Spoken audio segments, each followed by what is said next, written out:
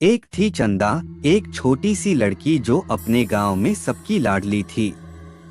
चंदा को कहानियां सुनने का बहुत शौक था, लेकिन उसके गांव के लोग सिर्फ छोटी मोटी कहानियां सुनाते थे। एक दिन चंदा ने अपनी दादी से पूछा, दादी क्या इस गांव में कोई ऐसी कहानी है जो कभी खत्म ना हो? दादी मुस्कुराए और बोली, हाँ, लेकिन वो कहानी सुनने से पहले तुम्हें अपनी हिम्मत दिखानी होगी। क्या तुम तैयार हो? चंदा ने हाँ में सर हिलाया। दादी ने उससे एक पुरानी खौफनाक हवेली का रास्ता बताया, जो गांव के बाहर थी। वहां जाकर तुम्हें एक पुरानी किताब मिलेगी जो उस कहानी को लिखती है। लेकिन याद रखना, उस हवेली में अकेले जाना बहुत मुश्किल है। चंदा अपने दिल में थोड़ा सा डर और बहुत सारी उत्सुकता लेकर रात के अंधेरे में उस हवेली की तरफ चल पड़ी। रास्ते में पहले तो उसे सिर्फ पेड़ पौधों की छाया से डर लगता रहा, लेकिन जैसे जैसे वो आगे बढ़ती गई, उसके सामने एक बूढ़ी औरत आ गई जिसका चेहरा पूरी तरह से अंधेरे में छुप गया था। वापस जाओ छोटी लड़की, बूढ़ी औरत कहती है। लेकिन चंदा ने अपने दिल को संभाला और आगे बढ़ती रही। बूढ़ी औरत फिर गायब हो गई, लेकिन चंदा के दिल में डर और तेज हो गया।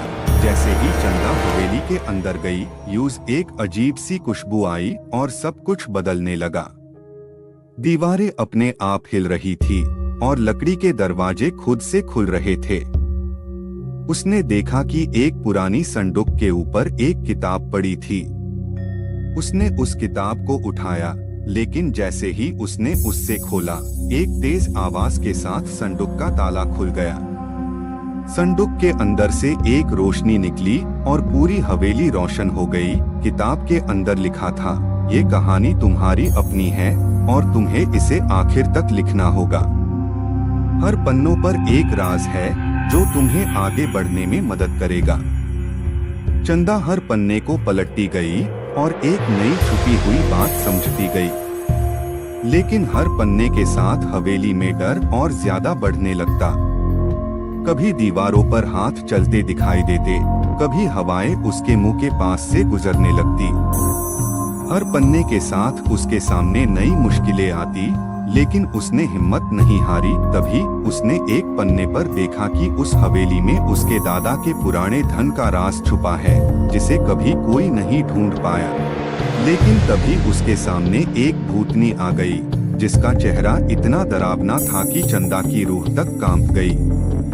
भूतनी बोली, अगर तुम्हें अपने दादा का धन चाहिए तो तुम्हें मुझे इस किताब का आखिरी पन्ना देना होगा। चंदा समझ गई कि ये एक श्राप है।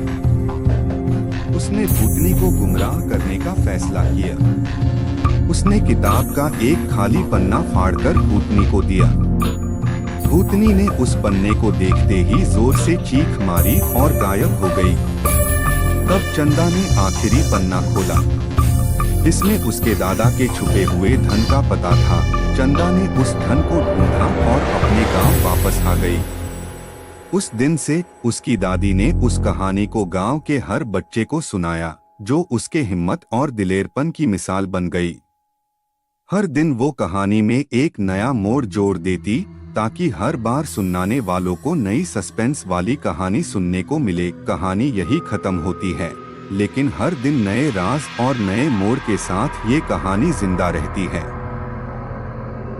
अगर आपको ये वीडियो पसंद आया हो तो कृपया चैनल को सब्सक्राइब कर दीजिए। वीडियो को ज्यादा से ज्यादा शेयर कीजिए, लाइक कीजिए और अपने विचार कमेंट बॉक्स में जरूर लिखिए। धन्यवाद।